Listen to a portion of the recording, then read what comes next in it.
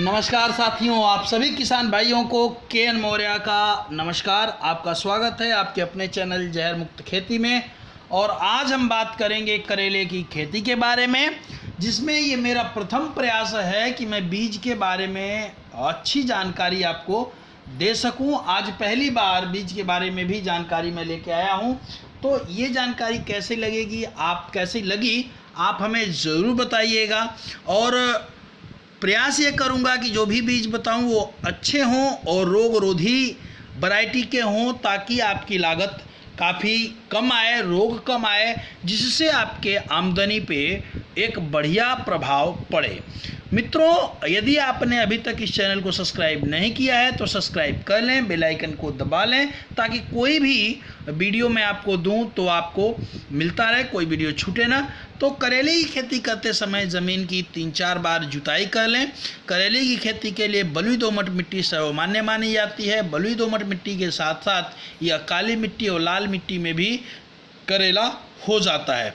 इसके अलावा बहुत सारे ऐसे किसान हैं जो करेले की खेती दूसरे मिट्टियों में भी करने का प्रयास कर लेते हैं। बलुई दोमट इसके लिए सर्वमान्य मानी जाती है। खेत की जुताई करते समय आप प्रयास ये करें कि बैक्टीरियल खाद खेत में ज़रूर डाल लें। गोबर की खाद आपके पास अवेलेबल हो तो वो सर्वोत्तम है। इसके लिए आप पहले खेत की जुताई से पहले उसमें खाद डालें, डालने के बाद जुताई कर लें। समय हो तो पानी उसमें लगा दें, और नहीं हो तो जुताई करके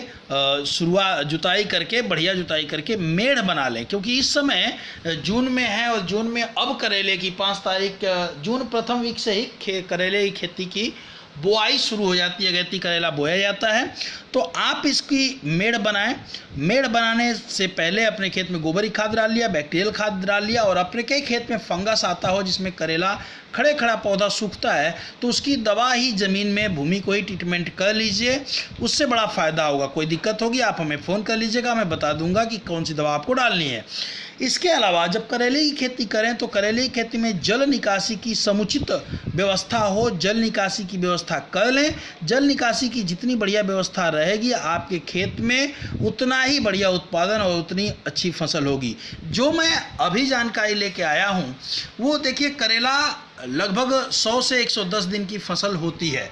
आपको करेला आप लगाएंगे तो करेला लगाते समय ही प्रथम जुताई में आप प्रयास करें कि 25 से 30 किलो, या फिर आप जो रासायनिक फर्टिलाइज़र देते हो उससे थोड़ा सा कम करके रासायनिक फर्टिलाइज़र अपने खेतों में गर्भ में ही दे दें। अमूमन किसान हमारा DAP देता है, डाई देता है, तो डाई 25 से 30 किलो पर्याप्त है।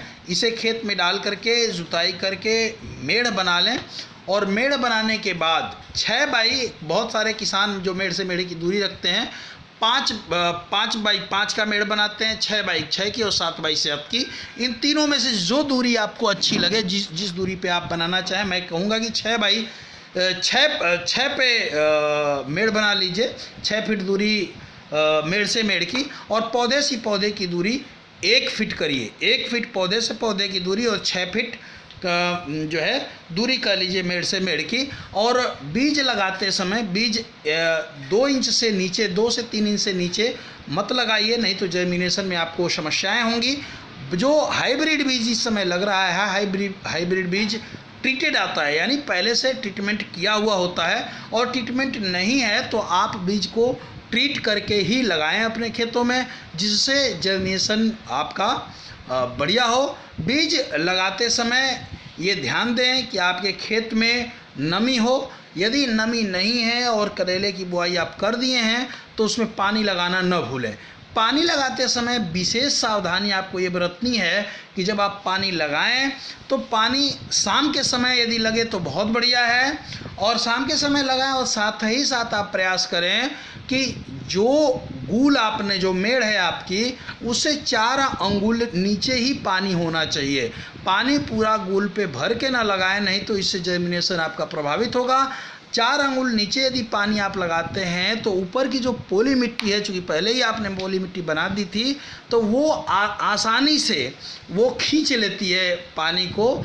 पौधे के बीजों तक पानी पहुंच जाता है और पौधा बहुत बढ़िया से जर्मिनेट करता है। यदि आपने खेत में खाद पहले डालती है तो वेल एंड गुड, और नहीं भी खाद डाले हैं, गोबर की खाद ही डाल के बुआई किए हैं तो भी कोई दिक्कत नहीं है। 25 से 30 दिन की जब हमारी फसल हो जाएगी तो हम जब निराई गुड़ाई करेंगे तो उसमें भी हम इन खादों को डाल सकते हैं।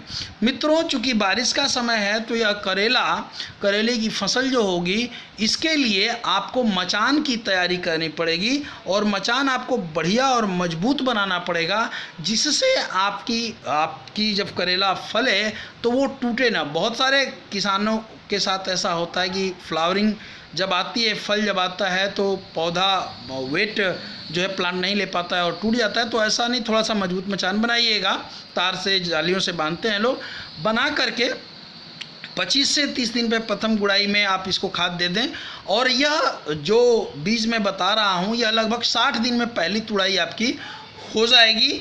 1 एकड़ में लगभग 25 से 30 टन माल ये निकालता है, जो मैंने जानकारी जुटाई है। 25 से 30 टन माल निकालेगा 1 एकड़ में, और 60 दिन में प्रथम तुड़ाई हो जाती है। इसके बाद ये टूटना शुरू हो जाता है। जब पुष्प कंडीशन पे आए तो फल फूल की दवाएं यदि आप डालें, ऑर्गेनिक दवाएं डालें तो बहुत ही बेहतर होगा। चूँकि मैं ऑर्गेनिक ही बताता हूँ तो ऑर्गेनिक प्रयास करिए कि आप ऑर्गेनिक दवाओं का ही प्रयोग इसमें करें। इसमें केवल आपको फंगस की समस्या आती है, लेकिन जो मैं बीज बता रहा हूं, जो मैंने जानकारी इकट्ठा की है, वो बीज है राशि कंपनी का राजा करके एक करेला होता है, आप इसमें देख सकते हैं।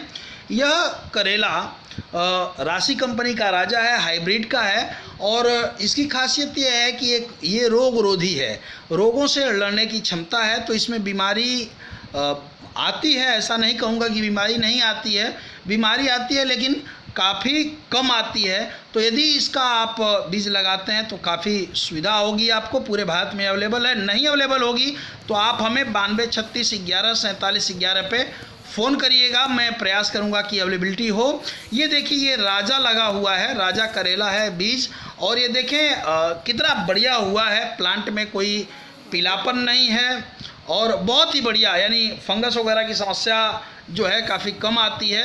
तो इसको आप मैं रिकमेंड कर रहा हूँ कि इसे आप लगाएं यदि आपको अच्छा लगे तो। इसके अलावा आप कौन कौन सी करेले की बीज लगाते हैं उसके बारे में भी हमें ज़रूर बताएं। यह लगभग आपको 100 से 110 दिन तक फल दे